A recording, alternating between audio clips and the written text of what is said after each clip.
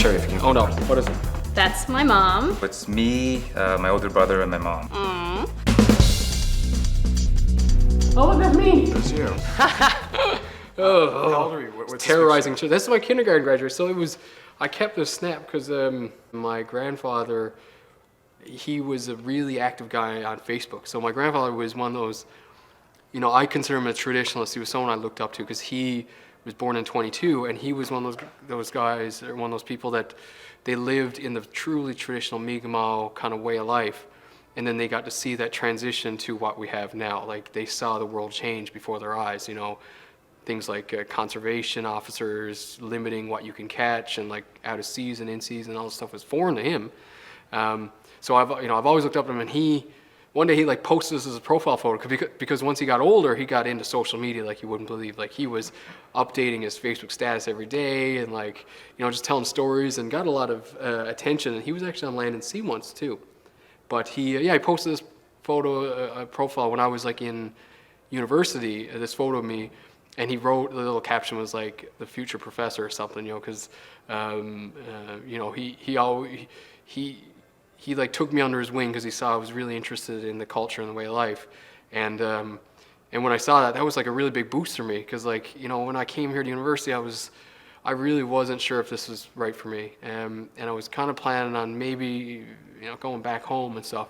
And then I saw that, and I was like, man, I got to stick it out now. Like, he thinks I'm going to be a professor, so now I have to fulfill the prophecy. So where is home for you? So for home is Alsomiajich Miabugego Nui Garik. So it's the Con River Reserve, the Mi'kmaq community on the south coast, the island portion of the province.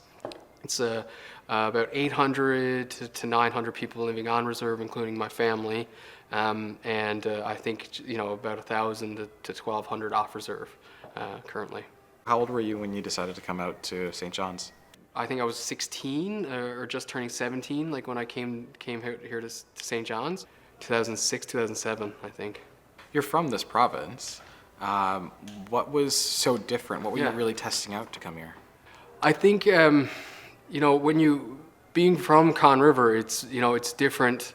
There's kind of two layers of difference when you're from Con River, I find, as compared to the rest of the province, because the first layer is you're from a rural community in Newfoundland, which is Newfoundland, Labrador, which is, drastically different than life in St. John's.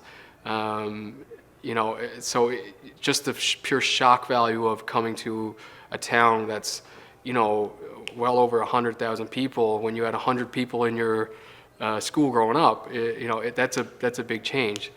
And then the other thing is you become self-aware as you get older, especially on a reserve, of your background and how you're different from even your peers in surrounding communities.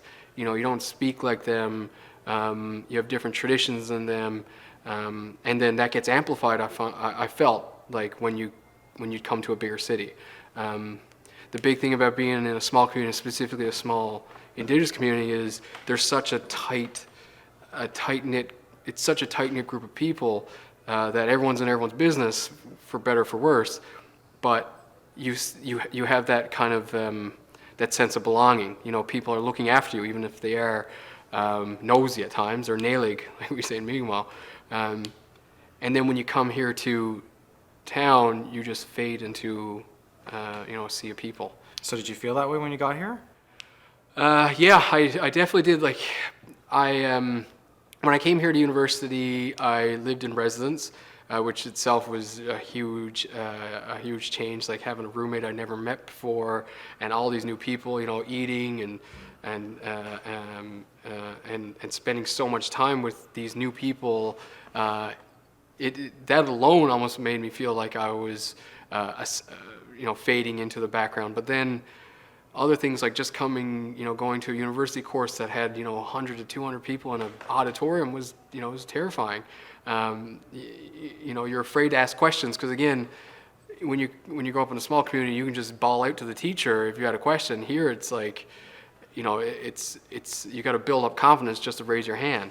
So there's things like that, and just walking down the street and not knowing anyone, and just feeling kind of foreign, when you're walking down the street at home, you know everyone, and you're comfortable around everyone, and again, like, you have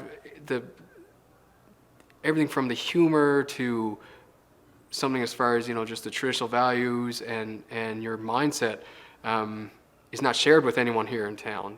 So you feel kind of just that disconnection. You said you felt foreign. What do you mean? It was, I felt like, it's a good question. It was kind of the first thing that came to my mind, just because, again, when I came here, I was really getting that, I think at that time in my life, I was getting that real sense of what it was to be Indigenous. When I grew up, it was just kind of cohesive. It didn't have to feel like an identity because everyone had that identity. And as I got to that age of getting close to university age, I started really becoming self-aware of what Indigenous was.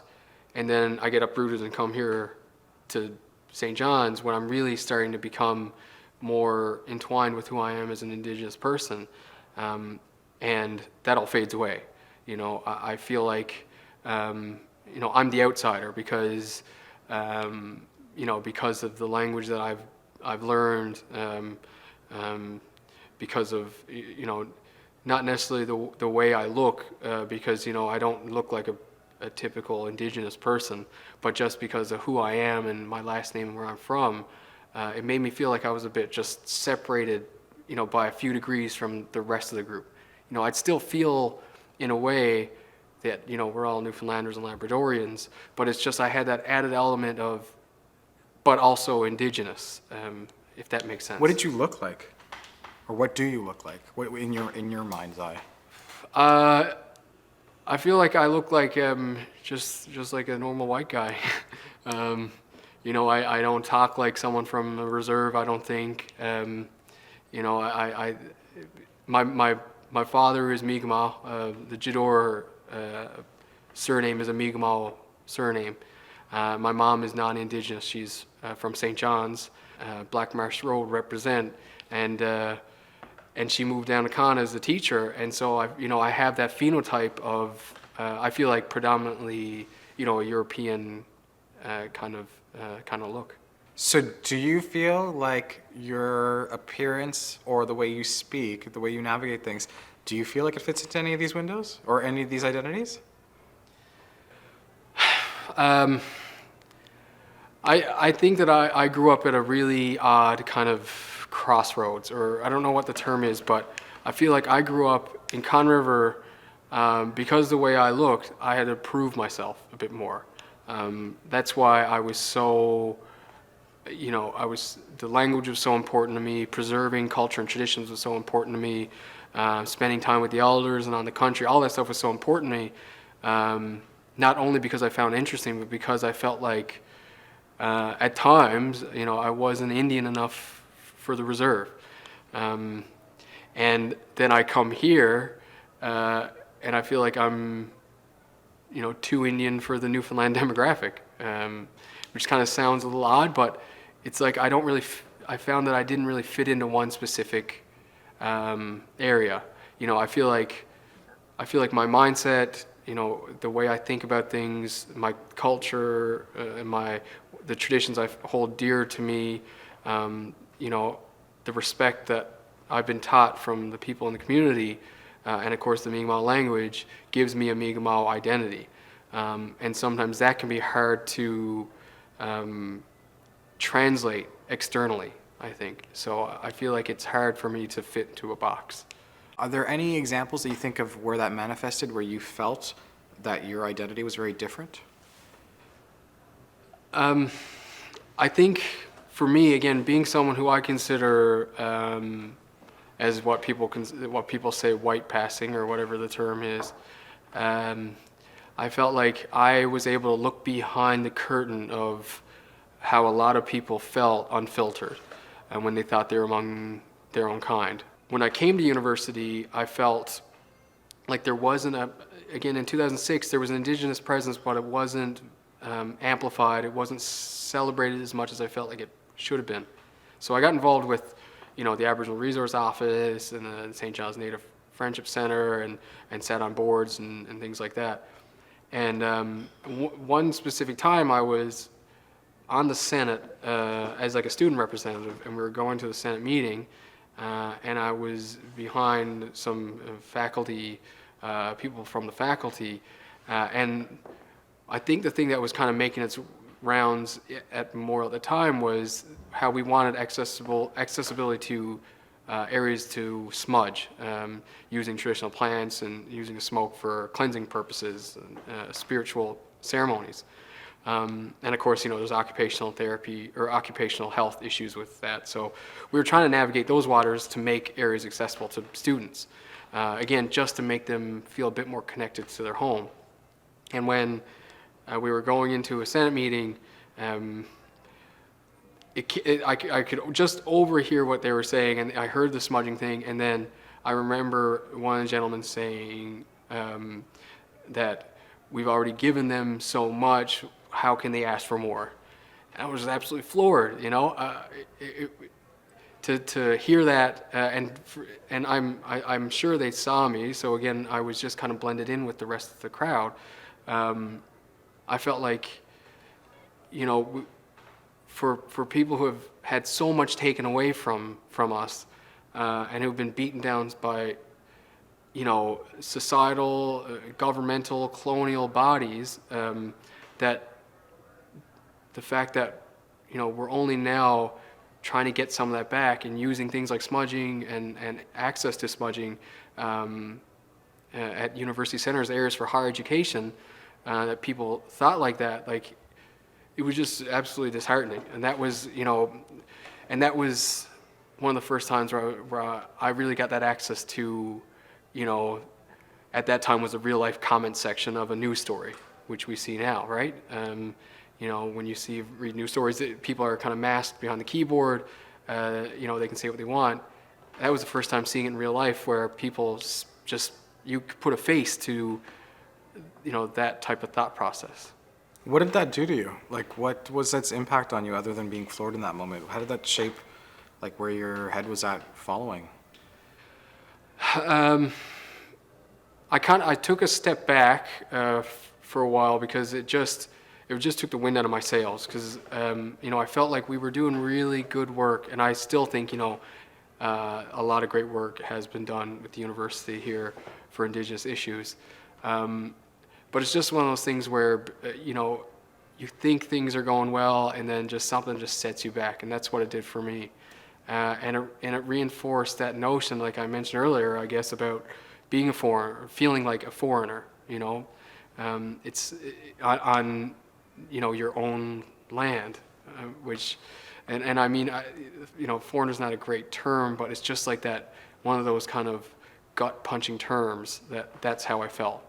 And it made me reevaluate that, even to myself, that, geez, are we, do we deserve this kind of stuff? And I don't mean deserve the words that were spoken, but actually deserve these things we're fighting for.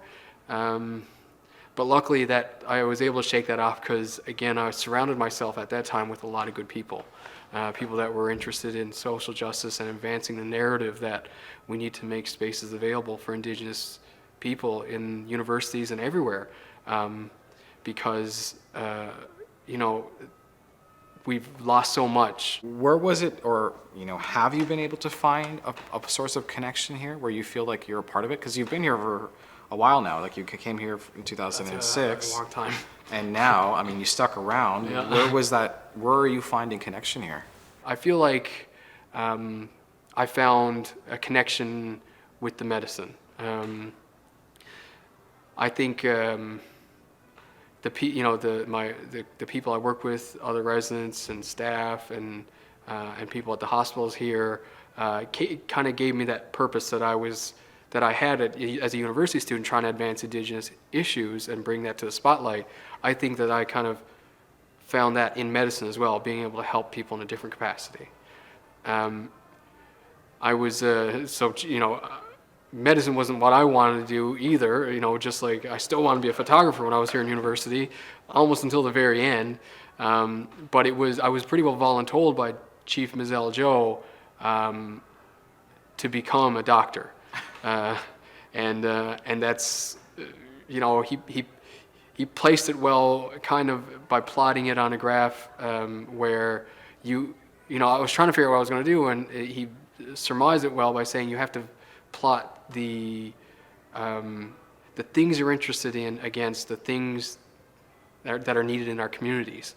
And I was interested in science. I was doing biochemistry and biology at the time, and I mean, empathetic doctors were needed. So, especially from an Indigenous lens, for the fact that a lot of Indigenous elders weren't going to the doctor for fear of feeling persecuted for practicing traditional medicines and things like that. So I was, again, voluntold to become a physician by Chief Joe. And once I got into medicine, and I felt like two things. I felt like, one, I had a sense of purpose again, where I could help people, as physicians do, but also give a different perspective on medicine and traditional healing from the point of view as an Indigenous person. And I felt like with the Faculty of Medicine here, they were so supportive of that. I felt like I wasn't just a token Indigenous person from Conn River that they were going to put on a poster. I felt like they were interested in what I had to say, and sitting on panels, talking to medical students. I felt like they genuinely wanted to learn how to be more culturally sensitive. So I feel like medicine has given me a sense of belonging here in the city. So when it comes to who you are now, everything you've learned in your journey coming here and being in St. John's and from where you've grown up, if you were to meet a young kid similar to that one in the picture over there, on his way to St. John's, what advice would you give him around navigating his identity and his life in a space that's going to be very different from where he came from? The piece of advice that I remember getting when I came to St. John's first was, tell them you're from Bay Despair, don't tell them you're from Conn River. And there was a family member that told me that, and because they knew what it was like to come to St. John's and feel disconnected. And that's what I did when I first came here. I was John from Bay Despair, which is, again, the larger area that encompasses Conn River and some other communities. And I think what I tell someone else in that same position coming here is I would tell them you're from Alsomiajic Miabugeg, and it's different coming here. The people are different. The language is different. The practices are different. Life is different here. But that doesn't mean your different can't exist with theirs. I think that being proud of who you are and where you're from will serve you and the greater community much better. And that being said, I don't think it's on you to be the ambassador for Indigenous people either. I think that if you want to, if you have solutions to the issues that we face in the world today with respect to Indigenous issues, you should, you have a duty to bring those forward, but you shouldn't be expected to always have those answers either, because we never got ourselves in this mess. We're reacting to years of oppression or colonialization and things like that.